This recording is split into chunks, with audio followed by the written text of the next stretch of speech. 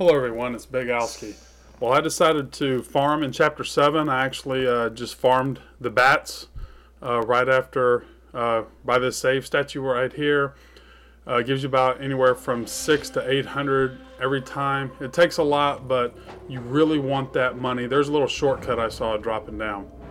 But you really need that money to upgrade your weapons. And I really kind of messed up here. I should have UT'd both of those guys at the beginning. I didn't think about it. And also having this blue essence right here kind of hurt, you know, having a yellow.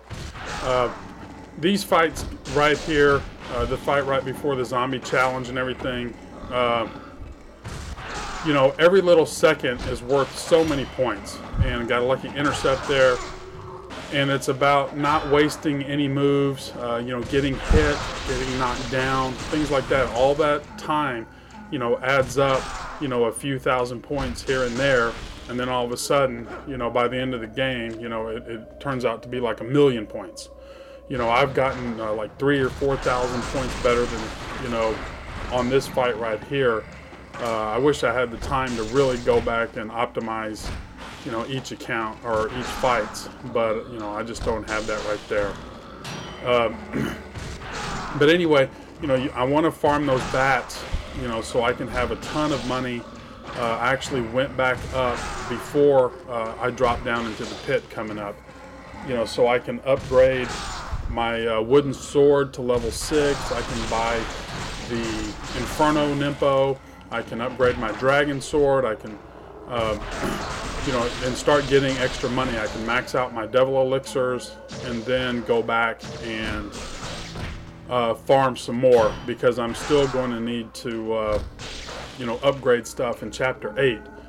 So it really benefits to lose the time limit overall, the, you know, the 100,000 points, to have all the weapons, especially, you know, having the Inferno and then extra things, you know, your extra you know, supplies that you're going to need.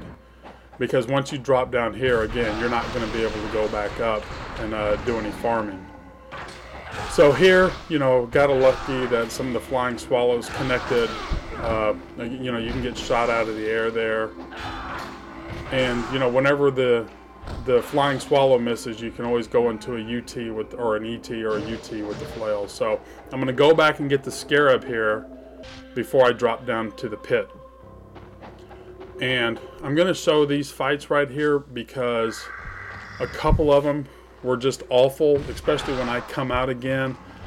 But again, you know, all of these little seconds that I'm missing here, you know, probably added up to, you know, 10 or 15, maybe even 20,000 points that I could have gotten if I had had some cleaner runs. So again, you know, if you're not it's not only just making the time limit, but optimizing that time limit before, you know, don't worry about the intercepts so much on some of these enemies that aren't really interceptable.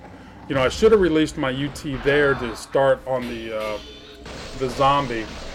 And again, you know, all this is costing me some points.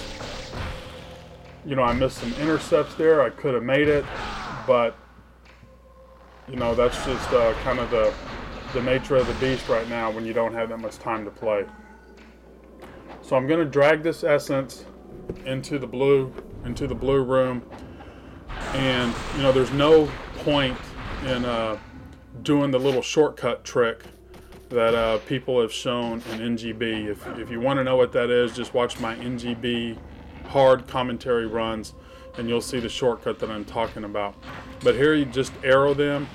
You can get up a little bit closer to where 3 arrows will kill them, but if you stay farther back, it all kind of works out to the same, because you know, you don't take as much of a chance as getting hit. So this is where it's awful, just not paying attention. I almost thought about starting this fight over, or just starting the whole thing over, because of all these mistakes right here. But I wanted some practice on, you know, Hydrocubus, just because I haven't, you know, played the game all that much and just really, you know, rusty on some things. And it turns out I had a pretty good Hydrocubus run, so I had to keep everything. You know, trying to go back and getting everything perfect is the difference between probably the score that I will get and the top scores at the end. It's going to add up to be, you know, quite a bit. So on this fight, exploding shurikens, you know, work fine here. The time limit is kind of a joke in terms of how, you know, long it is. But here, jumping on this, you know, I wanted to jump on the side of the wall there and flip and throw two, and didn't. So, you know, again, there's a little bit more time that I wasted, you know, maybe 2 or 3 seconds, you know, and that might have cost me another 1,500 to 2,000 points. But this Hydra Cubus fight, it actually looks pretty good, but I got very lucky, in my opinion. So I want to, you know, Flying Swallow, cancel it out with the shuriken, and then on landing. Well, I miss my shuriken. I hesitate there. Miss my Gleaming Blade, you know, rolling into the Gleaming Blade here. But I can do it here, and then I'm thinking, there's no way that I'm going to keep doing it. And then I'm like, well, let me keep going. And all of a sudden I hit him, you know, and kill him with a 51 hit combo. So I really got lucky there.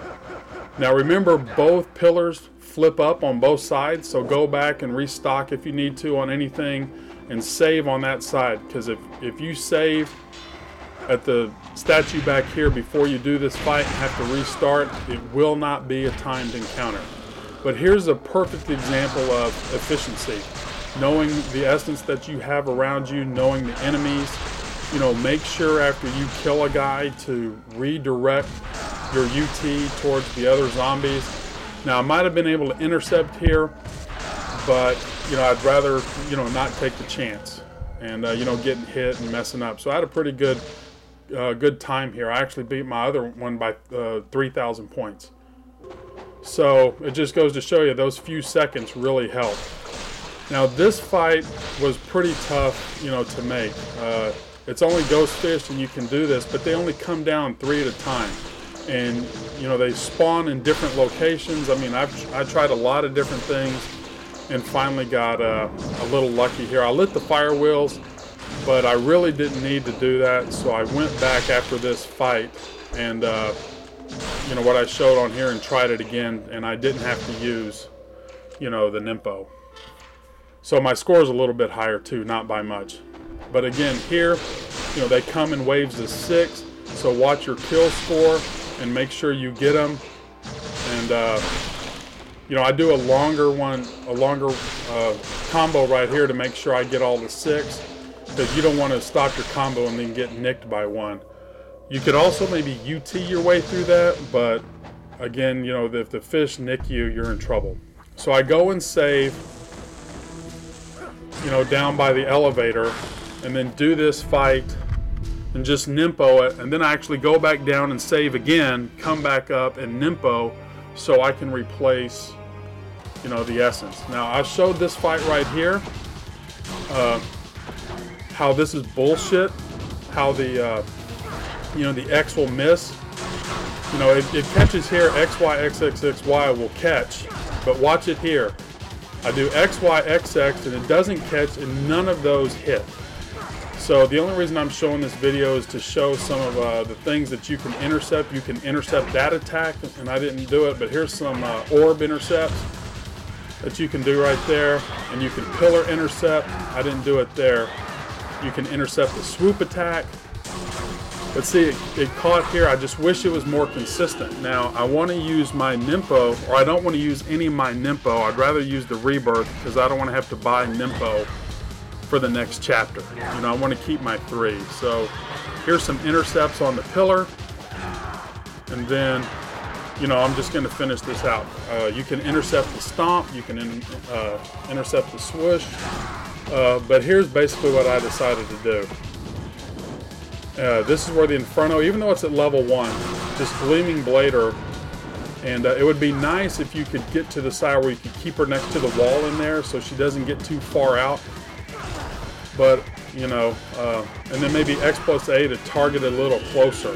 Now, I let her grab me so I could use my Rebirth to get my Nimpo filled back up again, like I had said before.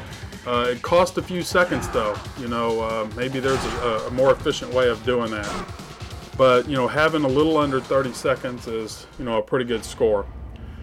So anyway, you know, I upgraded a lot of stuff. You know, I'm going to upgrade the Warhammer at the beginning of next chapter. I've got money to upgrade my UF. I still have to upgrade my Dobby when I get that. So it's nice to have that extra money. Anyway, that's it. I broke 12 million. I'm ahead of my old score by 500.